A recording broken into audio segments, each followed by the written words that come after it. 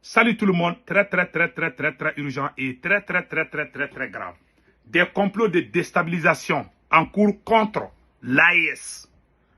Des terroristes du Mali, des terroristes du Burkina Faso, des terroristes du Niger sont en train d'être envoyés en Pologne et en Ukraine pour être formés à maîtriser les drones kamikazes et revenir contre les pays de l'AES. Des complots de déstabilisation sont en téléchargement contre les pays de l'AES. Je ne vous cache pas. L'AES est une menace pour la CEDEAO. L'AES est une menace pour l'Union africaine. Et l'AES est une menace pour l'OTAN et la France. Mes chers amis, un plan pour faire échouer l'avancée et le succès de l'AES. Tout le monde sait aujourd'hui que les forces armées de l'AES sont en train de gagner contre les terroristes. Alors, la France utilise ces terroristes pour mettre pression sur les pays africains. Si l'AES finit avec ces bébés gâtés de Macron, alors il n'y aura plus rien à dire. Alors ça sera la fin de la CEDEAO. Alors ça sera la fin de l'Union africaine. Les gens vont dire que c'est l'AES qui est plus crédible que toutes ces institutions. Donc il faut tout faire pour tout saboter. Le capitaine a tout dit hier. Hein. Ils sont allés boire le Burkina. Ce n'est pas le Mali seulement. Ce n'est pas affaire de Tenzawatène seulement. Ça, c'est partout. Et la deuxième nouvelle, après on va développer ça. Ça, c'est la première nouvelle aujourd'hui. La deuxième nouvelle aujourd'hui, qu'on vient d'apprendre tout de suite, les forces armées ukrainiennes ont attaqué des civils russes. J'ai dit bien, ils ont tué des civils russes aujourd'hui. Yep. Les forces armées ukrainiennes. Ils ont fait ça. Poutine est en réunion d'urgence avec son cabinet, son gouvernement. Donc, on ne sait pas quelle sera la réaction de Vladimir Poutine. On vient d'apprendre ça. Donc, maintenant, mes chers amis, la troisième nouvelle est une bonne nouvelle.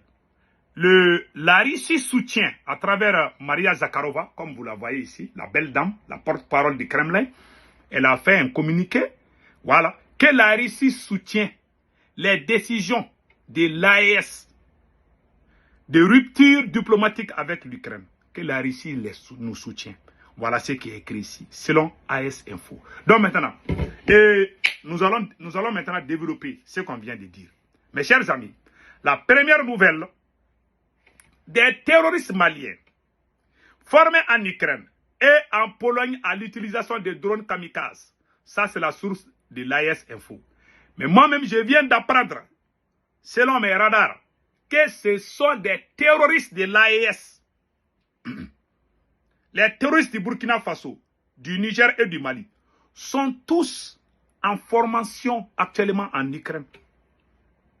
En formation, comment maîtriser les drones kamikazes. Un réseau de formation terroriste lié à l'attaque de Tenzawatène au Mali a été mis en jour des instructeurs ukrainiens opérant depuis une ambassade d'un pays voisin du Mali. Facilite l'envoi des terroristes en Ukraine et en Pologne. Des terroristes auraient déjà été envoyés dans ces deux pays pour y apprendre à utiliser les drones kamikazes et à perfectionner leurs techniques de combat. Selon les sources sécuritaires, de nouvelles recrues s'apprêtent à suivre la même formation. Amacharouj Akli joue un rôle central. Tout le monde connaît Amakali Achakoulou. Donc voilà. Amakali, voilà. Amaharouch Akli. Voilà, c'est Akli. Donc mes chers amis, les terroristes sont en train de faire des recrutements massifs. Qui leur donne l'argent pour faire ça? Point d'interrogation. Il y a un pays voisin du Mali qui a ouvert son ambassade pour envoyer les terroristes. Les terroristes vont aller prendre visa pour aller comment on appelle, en Ukraine et en Pologne et faire la formation. C'est ce qui est écrit, hein, selon AS Info. Voilà, c'est ce qui est écrit. Donc, ils vont aller se former là-bas. Le plan, c'est quoi? Ils veulent saboter l'AES. L'AES est une menace pour la CEDEAO. L'AES est une menace pour l'Union africaine. L'AES est une menace pour la France, y compris l'OTAN. Qu'est-ce qu'il faut faire maintenant? Il faut tout saboter. Il faut armer les bébés gâtés terroristes jusqu'aux dents. La France sait déjà que l'AES est en train de finir avec les bébés gâtés qu'on appelle les terroristes. Donc, il faut recruter encore pour que les terroristes continuent à tuer les Maliens, les Burkinabés et les Nigériens. Voilà le plan qui est là. Si le Mali réussit, et si l'AES réussit, si l'AES réussit à finir avec les terroristes, ça sera la fin de la CEDEAO. Il ne veut pas que, alors que la CEDEAO est une branche de l'OTAN. Donc il faut tout faire pour que ça chauffe. Le capitaine l'a dit. Ils ont tout fait pour infiltrer l'armée burkinabé. Ils sont en train de faire la même chose partout. Hein. L'armée burkinabé est une armée professionnelle, oui. Mais il y a partout, même dans l'armée malienne, il y a des gens, il y a des traîtres partout. Voilà. Donc, il y a certains FDS qu'ils ont mis en contact avec des terroristes pour déstabiliser les Burkina. Pour le Mali, ils sont allés à Tinzaouaten. Pour le Niger, ils sont en stage de formation déjà en Pologne et en Ukraine. Donc, quand ils vont venir là, ils vont leur donner des drones kamikazes. Et les drones kamikazes sont des drones très dangereux. Au moment où je vous parle, c'est des drones qui peuvent vraiment faire des dégâts énormes. Donc, prions Allah le Tout-Puissant et pour que ces gens-là échouent dans leur mission. Donc, ils sont en train de les former. Non seulement ils sont en train de les envoyer pour les former en Ukraine, ils sont en train aussi de recruter des nouveaux terroristes pour que ça ne finisse pas. Donc, les forces armées de l'AES doivent se donner la main. Nous félicitons les pays de l'AES pour leur succès face aux terroristes. Parce que ces gens-là, c'est devenu une guerre géopolitique. Il faut tout faire pour que l'AES échoue. C'est le plan qui est là. C'est le plan qui est sur leur table. Parce qu'ils voient que leur intérêt est menacé. Donc il faut tout faire pour vraiment brûler tout. Pour rendre ingouvernable ces trois pays. Ils veulent coûte que coûte rendre ingouvernable, intenable ces trois pays.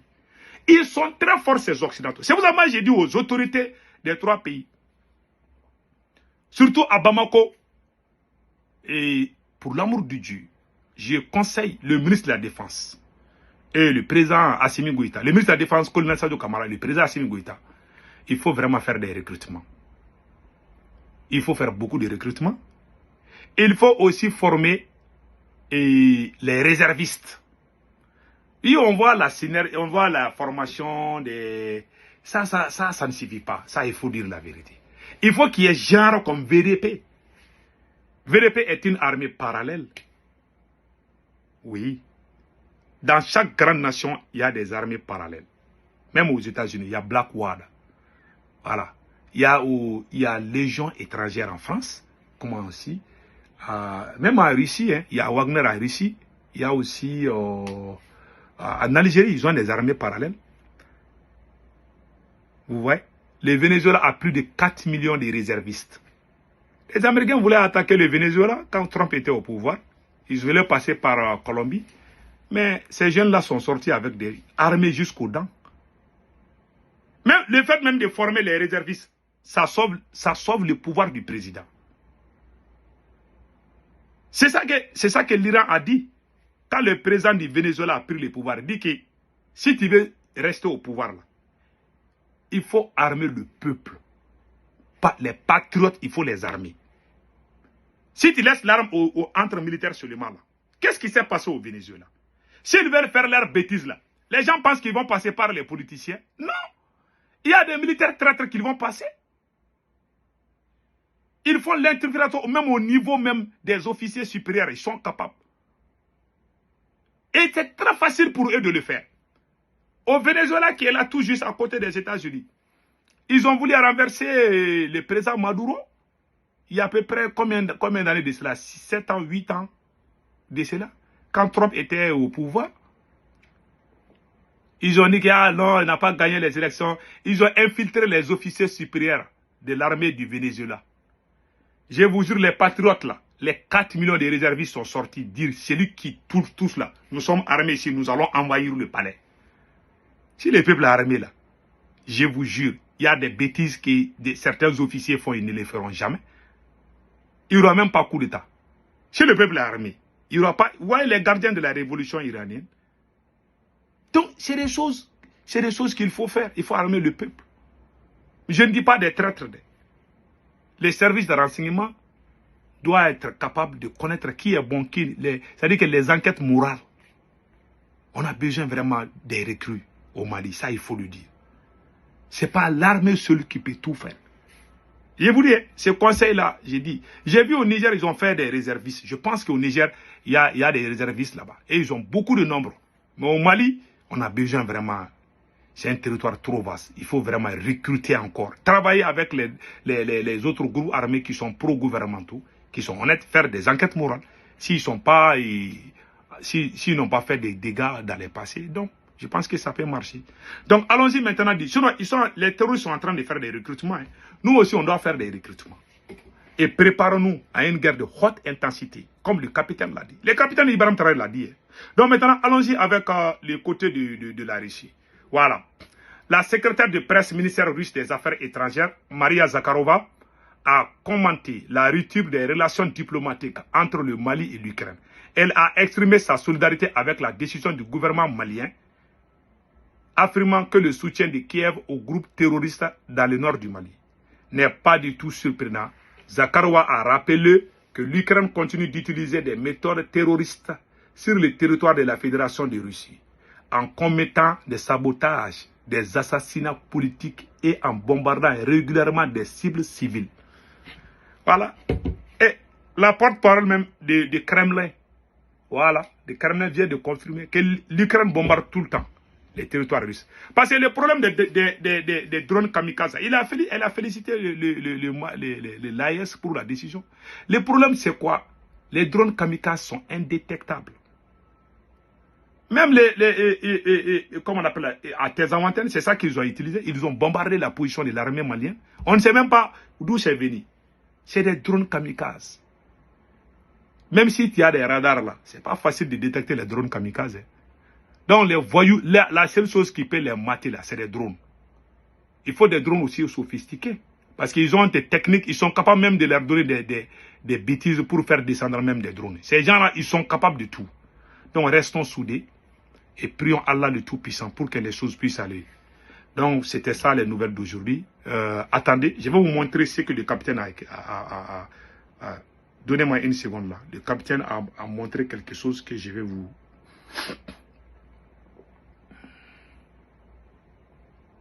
C'est la dame là, Maria Zakharova. Voilà, je pense que je vous ai montré ça. Je m'excuse. Hein. Voilà, je dois venir ici. Et puis vous montrer ce que le capitaine a dit hier. Voilà, non, c'est pas hier, c'est... Voilà. Une guerre de haute intensité. Donc, préparez-nous à une guerre de haute intensité. Sinon, la France n'a pas abandonné. La France est sur sa voie. Et la France continue sur ce même chemin. Et la France n'abandonnera jamais. Ils ne vont pas abandonner des Et nous avons des problèmes aussi avec l'Algérie. Voilà, nous avons eu des problèmes avec l'Algérie. Maintenant, on va vous montrer ce que le capitaine a dit. Le capitaine a prévu tout ça. Hein. Le capitaine a dit que ces gens-là ne vont jamais nous laisser en paix. Voilà, écoutons le capitaine. C'est à vous, chef officier militaire, prenez ça en compte. Commencez à vous préparer pour la guerre de haute intensité. J'espère que je me fais comprendre.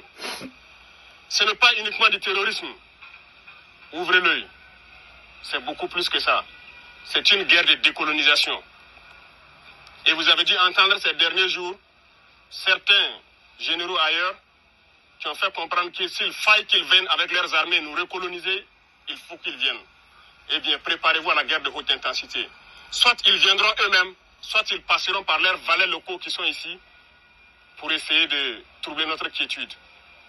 Donc quiconque, je dis bien quiconque, que ce soit le terrorisme ou toute autre armée qui doit venir troubler notre quiétude, nous devons nous préparer à les accueillir sur de long terme et intensement. Voilà pourquoi je vous dis, préparez-vous à la guerre de haute intensité. Que Dieu bénisse l'AES. Passez un excellent week-end. Ciao, ciao.